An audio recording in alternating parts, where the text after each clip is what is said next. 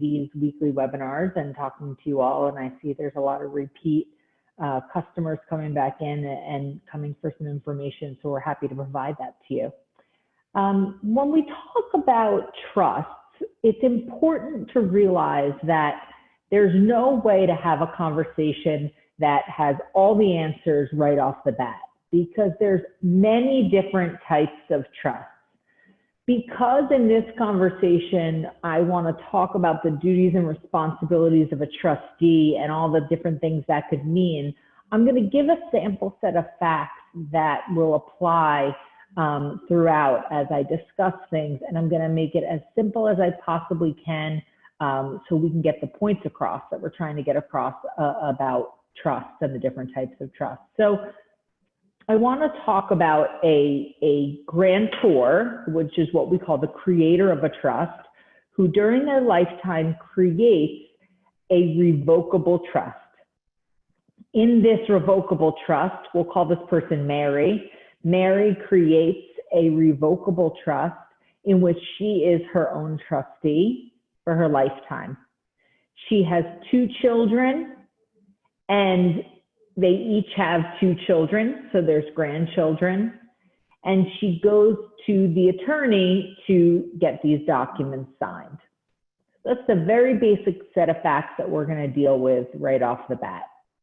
Now, Mary, in that case, is the initial trustee of her trust. So when the trust is created, she is the trustee. And again, depending on what type of trust it is, that'll say what power she has. But in this trust, Mary is the trustee. She can say in the trust document who will be a trustee if she becomes incapacitated, either temporarily incapacitated or a long-term incapacity. And she can say who is trustee after her death. That could be the same people or person as the incapacity trustee, or it could be different. And she can also say who will be trustee if there are continuing trusts. So in that example, Mary might have a trust for herself during her lifetime, but say that upon her death, a trust is created for her, one trust each for each of her 2 children, and perhaps there's a special needs child, a grandchild involved, and she puts some money aside in a special needs trust for that grandchild. Well, in this case, now we're expanding the role of what we're talking about when we're talking about a trustee, and we're talking about Mary as the initial trustee. Her children may be the 2 trustees during her incapacity. At her death, they might also be the trustees. And then as things continue, her trust document said that each child has their own trust, and we may let them be their own trustee or say someone else has to manage for them. And then there's also the grandchild, and Mary can say who's going to be the trustee of the trust for the grandchild. So when we're talking about the trustee and what the responsibilities are of a trustee, a lot of this is going to depend on what level of trustee we're talking about. It's also important to note that in my example, Mary created a trust during her lifetime, but it's also possible that Mary could have just done a last will and testament, but upon her death, when the will goes through probate, that will creates trust for her children or for the disabled grandchild. And so those trusts would have a trustee, which is a little bit different because that is a trustee who's been officially appointed by the court through the probate of the will. And in all of these circumstances, the most important thing to realize is that what powers the trustee has and what the trustee can do and is responsible to do depends on how the trust is written. I have often told people that the trust is the rules of the game. It's the rule book, it's the handbook. It tells the trustee what to do. It is the important reference material for a trustee to know what they should be doing and how they should be acting.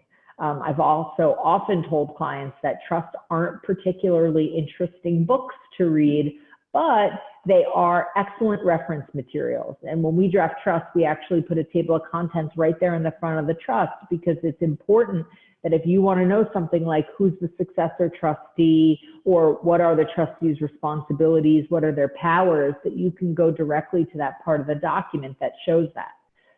That brings me to my next point, boilerplate. Everybody hates boilerplate.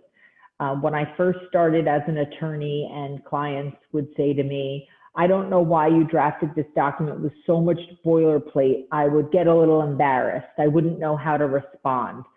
But over time, as I've seen the issues that have come up when trusts have to be administered after someone's death or after incapacity, or even while that person is still alive,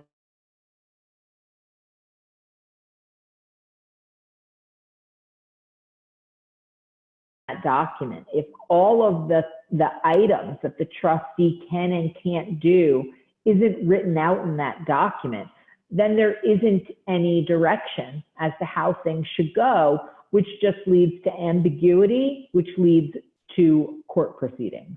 Because if you have to have a proceeding to come up with what somebody who created a trust meant by a certain thing, or do we think they wanted the trustee to have certain powers of distribution?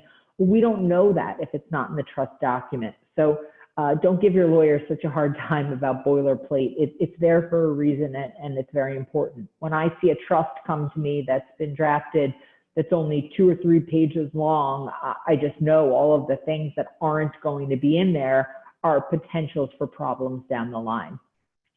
The other thing I want to mention about that is, if you think about Mary, who I described, I talked about Mary having a trust. I talked about each of her 2 children having a further trust. And then I talked about a grandchild having a supplemental needs trust. So what that means is that Mary's trust document, in just that small scenario, is creating 4 different trusts that will last for potentially a long time. If that grandchild is, a minor, that could last another 70, 80, 90 years, depending on how long that grandchild lives and how long the assets remain in the trust. So it's very important that that information is in there, and that the rules are in there for what's going to happen as time goes on with these ongoing trusts. The other thing, in addition to when you have probate and the will creates trust, is sometimes people have what's called a pour-over will. And what that means is it's a last will and testament that says, if upon my death, there's anything in my sole name that has to go through probate, then that asset should, after the probate process, should be poured into my existing trust. So if Mary created this trust during her lifetime and had a straggler asset that never made it into the trust while she was alive, it would pour over through the will. And so that's an important thing to realize too, that the executor of the will would have to pour that asset into the trust, and then the trust would distribute it or manage it the way the trust document says that they should. When you have the boilerplate that I was talking about, or the rules of the game in the trust, if you don't have the trustee's powers listed in the trust, there are certain powers under the EPTL, the Estates Powers and Trust Law of New York State, that say what powers a trustee has. But what we often like to do in trust documents is expand upon those powers and give additional powers that might be relevant in a certain situation. Before we came onto this webinar today, I went through some of our old trusts just to remind myself of what some of these powers are that we often add in, and we often give the power for a trustee to appoint a co-trustee, to gift from the trust. So if Mary's incapacitated and she wants the trustee during her incapacity to be able to give gifts to her children or grandchildren, she can actually say what her intention is for those gifts, and to what extent she wants those gifts to be given. We may put language in there that says that Mary wants for her needs to be taken into account first if she's incapacitated, and then the needs and wants of her children and grandchildren, just to make sure Mary has enough to take care of herself. She could also say something along the lines of, my needs and the needs of my spouse should come first, and then the needs of my children. And again, this is all just in how the document's drafted and how specific Mary wants to be to make sure her wishes are followed if she's not able to act as trustee on her own. We could give investment powers to the trustee, real estate powers, business powers, banking powers.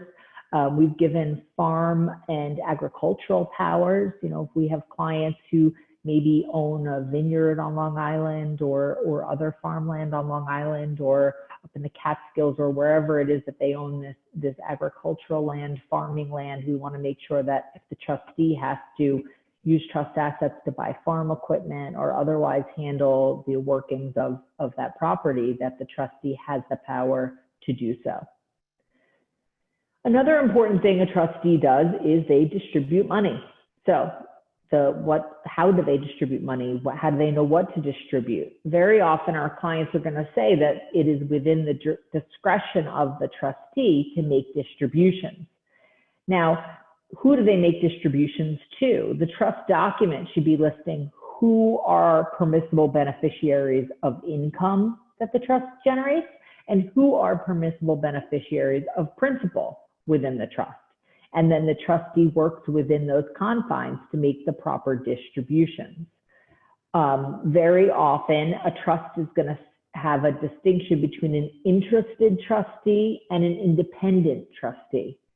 An interested trustee is somebody who stands to benefit. So if Mary is the trustee of her own trust, she's an interested trustee.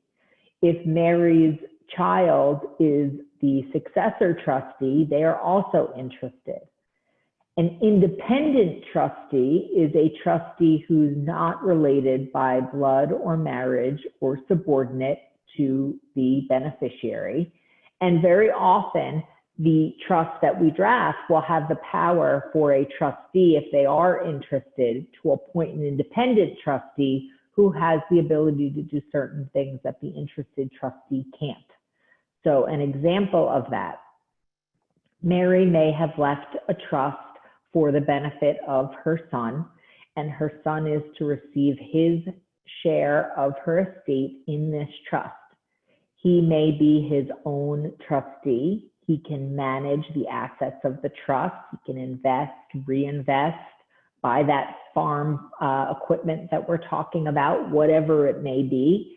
And he is in charge of his trust, and he is the beneficiary of income. Now, the benefits of that is that the assets that remain in that trust, if he follows the rules of the trust, stay creditor protected and stay outside of his estate for estate tax purposes upon his eventual death.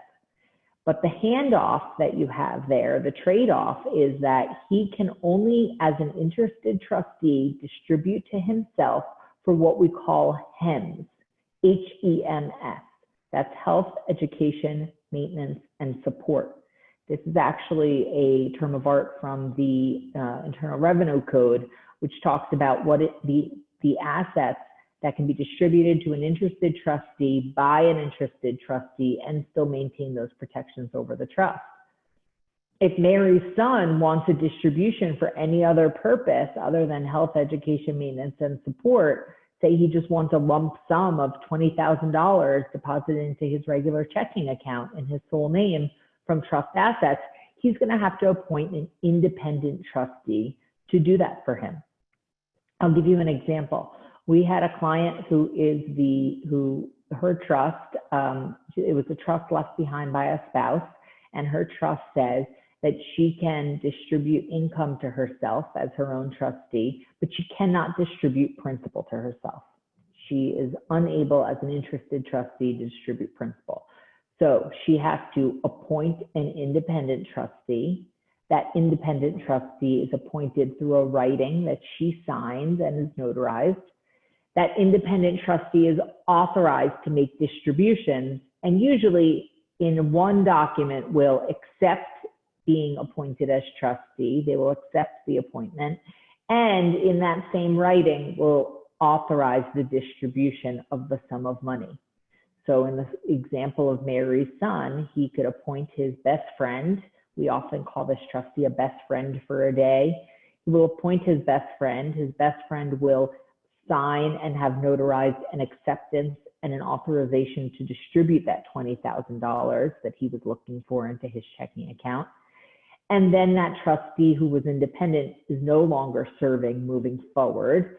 Mary's son has his $20,000, and those writings, those documents go into his file so that if anybody ever tries to attack the protection that that trust has, he can show that he followed those rules of the game. Again, why the document needs to lay out what an independent trustee can do versus an interested trustee, and all of the ways that those are accomplished.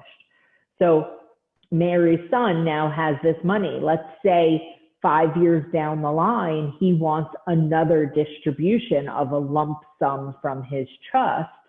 The first question I would have for him is, what do you want to do with it? Now, if he wanted to buy himself a condo and he was looking for a down payment, I would probably say to him right off the bat, why don't you have your trust buy the condo? So your trust will put down the down payment, and the condo deed would go into the name of your trust. Then you don't need an independent trustee. As interested trustee, he has the ability to invest and reinvest the assets based on the rules that I gave you. So he doesn't actually need an independent trustee. But let's say he says, no, I don't want to do that for whatever reason he has. He just wants the money out of the trust. Then he can appoint an independent trustee again now, 5 years later, to make a distribution. But what if that person's not his best friend anymore? What if he doesn't know that person anymore? He moved across the country. That person doesn't exist anymore in his life. He appoints another person as independent trustee because they are only being appointed for the purpose of that interaction, and then it is not a continuing trustee. He is still the ongoing sole trustee of his trust. So it's very important to realize the difference between what an interested trustee and an independent trustee can do. Another trust type function we have is what we call a trust protector. Now, a lot of clients don't use trust protectors, and some do, and not all situations call for one. But a trust protector is an independent person who is set to advise the trustees of the trust at any point to make sure that they're carrying out the intent of the creator of the trust. And so it's a very important job because they have powers, and again, the extent of their powers go to the extent of the powers granted to them by the trust document that the initial creator of the trust gave them. And so that's important to read that section and figure out what powers they have. But the difference is that a trust protector is non-fiduciary. So what does that mean? A fiduciary is a person who holds a job that gives them a heightened level of duty and responsibility to the beneficiaries. So a trustee is held at a fiduciary level. So is an executor of a will. So is the agent under a power of attorney. So they have a heightened standard of duty of care. Now, a trust protector does not have that fiduciary standard. So it is a lower standard. They're just someone who oversees the trust and is asked to advise when necessary. But they don't usually have an ongoing responsibility to the trust like a trustee would have. They don't have the responsibility to continually monitor the trustee or to supervise the daily ins and outs of the trustee's job. And they're often given the power to amend the trust if certain amendments need to be done. But while they're not constantly monitoring, they do have the right usually to supervise or to review the books and records of the trust at any point in time. And so it's a good thing for some people who are a little nervous about who they're naming as trustee as a backup. But a lot of our clients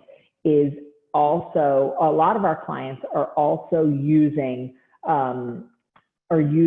the trust protector so that if changes need to be made to the trust down the line, there's an independent person already named. So I'll give an example. If we have a client who needs to do what we call decanting. So just like with wine, you've got a bottle of wine here and it's got a bunch of sediment at the bottom. You want to pour that wine into a new bottle, And that new bottle is going to get rid of all the junk that was in that first bottle of wine. And now you're going to have all the good contents of the bottle of wine in a new packaging. Decanting a trust is the same thing. You take the terms of the old trust, you pour it into a new trust, you keep the good, you've left the bad behind, and you've got new packaging. But that can only be done by an independent trustee.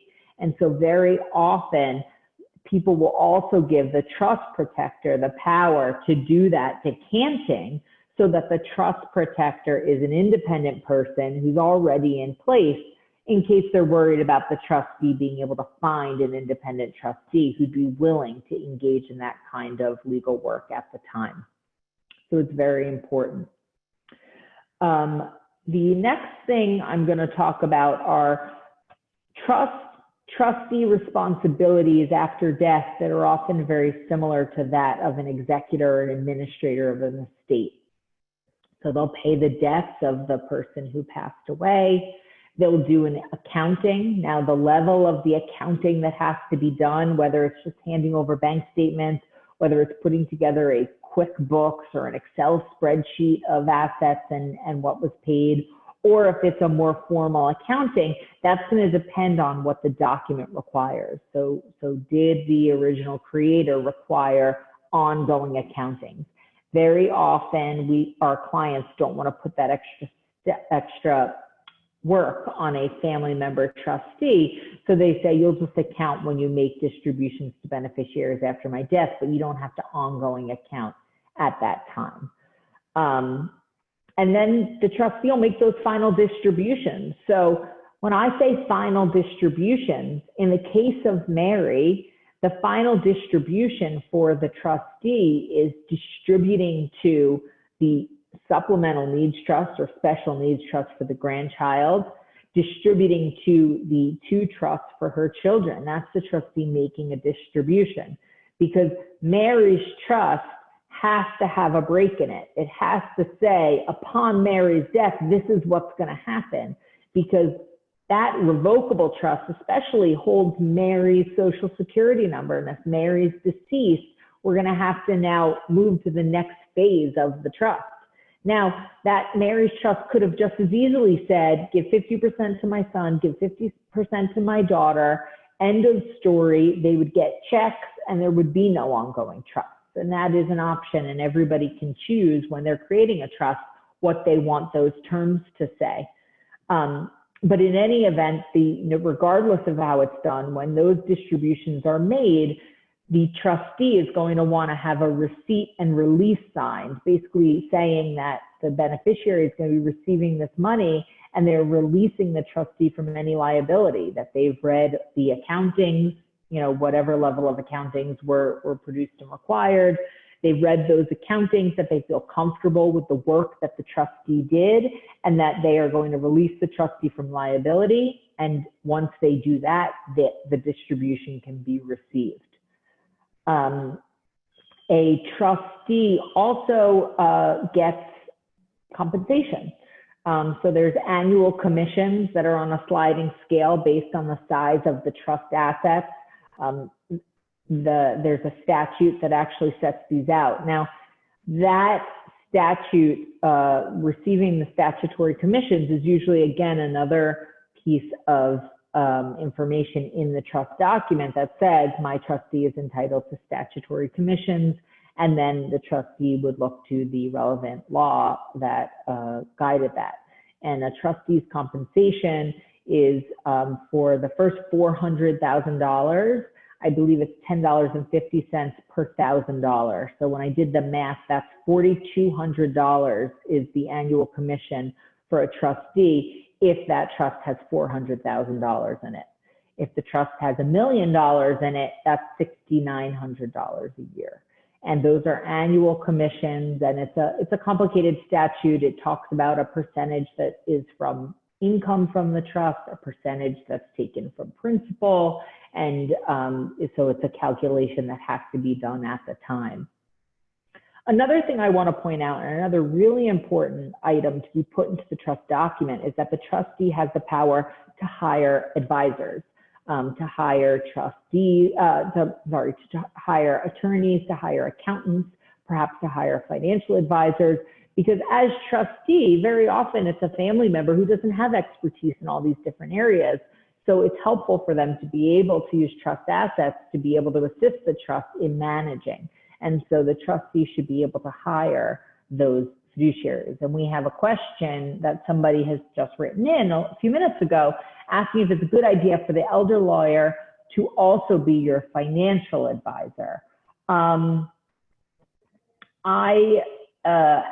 As a law firm, we do not have financial advisors within our law firm. We don't, that's a different set of skills, and it's a different, what's the word I'm looking for? It's a different set of tests you have to take and certifications you need to get. And so very often elder law attorneys are separate from the actual financial advisor, but they work very closely together. So when clients have financial advisors, or if they ask us to refer them to a financial advisor, we're often working with that advisor to make sure that a person is getting the best situation. An example is if the trust says that income goes to a specific beneficiary, or if the trust says that income goes to Mary for her lifetime, and Mary says, I really want my trust to be earning some income for me, then the financial advisor can work to create the investments within the trust to really earn that income and work for Mary the way Mary wants that income to come to her. I know there are some elder law attorneys that I think may be financial advisors, but that's not something that our firm does. So I'm not very familiar with the elder law attorney serving in both functions. Are there any other questions that anyone has about any of the trustee responsibilities or anything that I've gone through so far?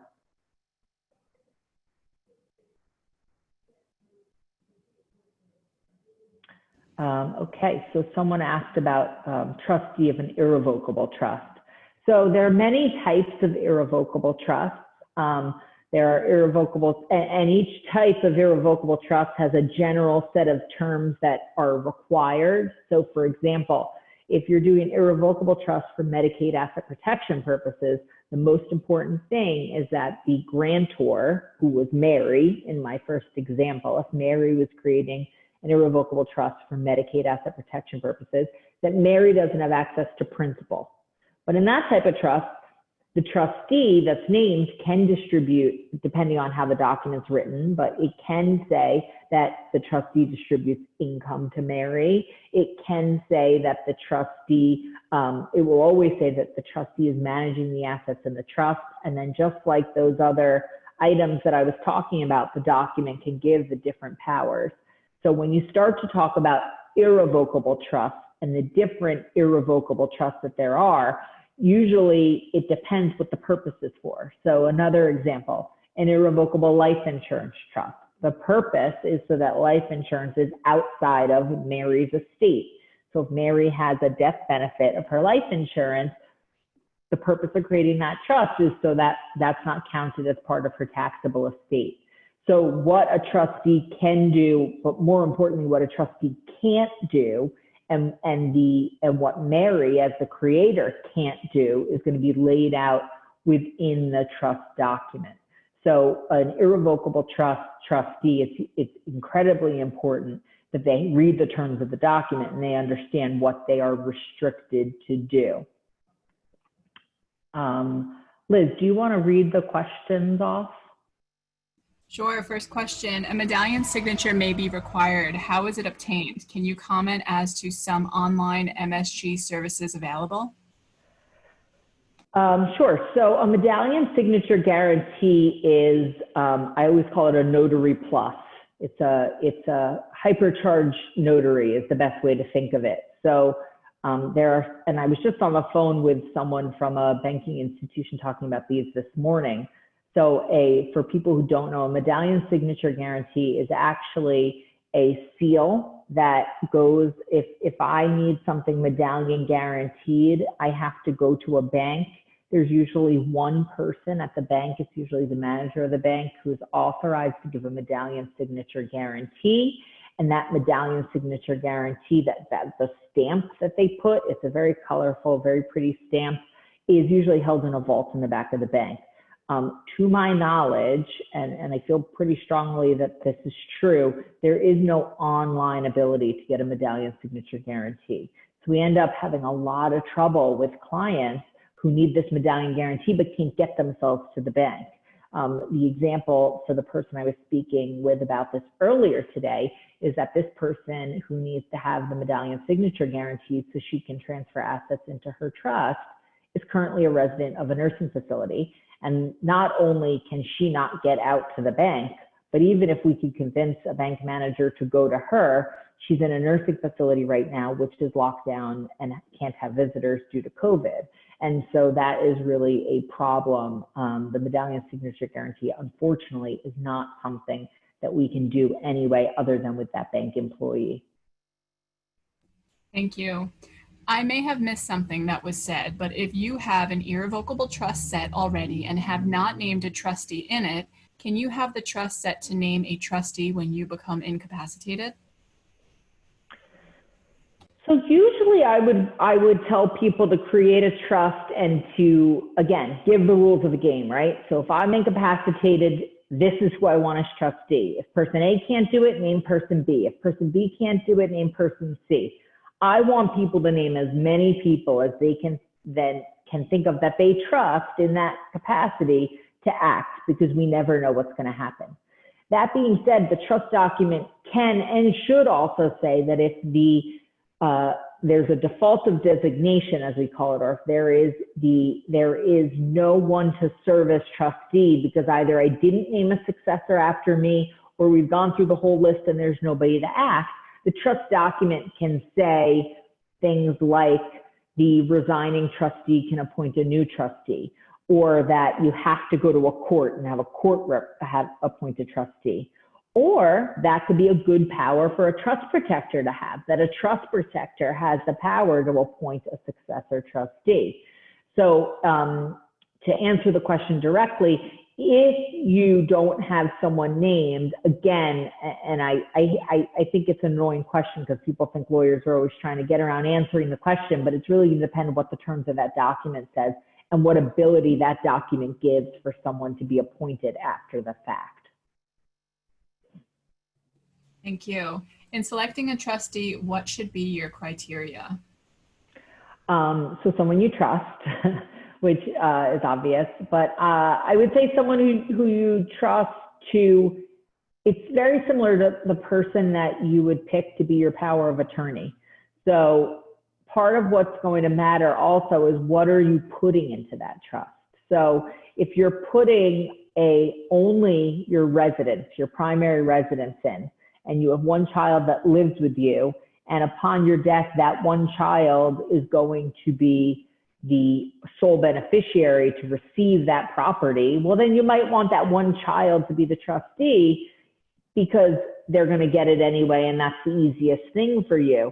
But yet, if you were putting investment accounts or other assets into that trust, you might not feel comfortable with that same child having the discretion and the power over those assets and the determination of how to invest those assets. So then you might want somebody else. So it's really going to be, what are you putting into that trust, and who do you feel comfortable is going to take care of those assets the way you would take care of them yourself and follow all the rules and be a diligent trustee. Thank you. When would a medallion signature guarantee be required? So the number one place that we see a medallion signature guarantee be required is when we transfer stocks, specifically stocks held by Computershare is where I see it most often, although that wasn't the one I was on the phone with this morning. But when securities are transferred, individual securities, they very often want a medallion signature guarantee on the document that person A is signing. Like if Mary was putting a stock that was held by Computershare into her trust while she's alive, they're going to want Mary's signature to be medallion guaranteed that it was her who was signing it and signing off on those securities being transferred into the trust. Thank you everyone for joining us. We'll see you again next week, and I think we're gonna have some nice weather, so I hope you can get out and breathe a little fresh air, and we will see you again soon. Thanks for joining.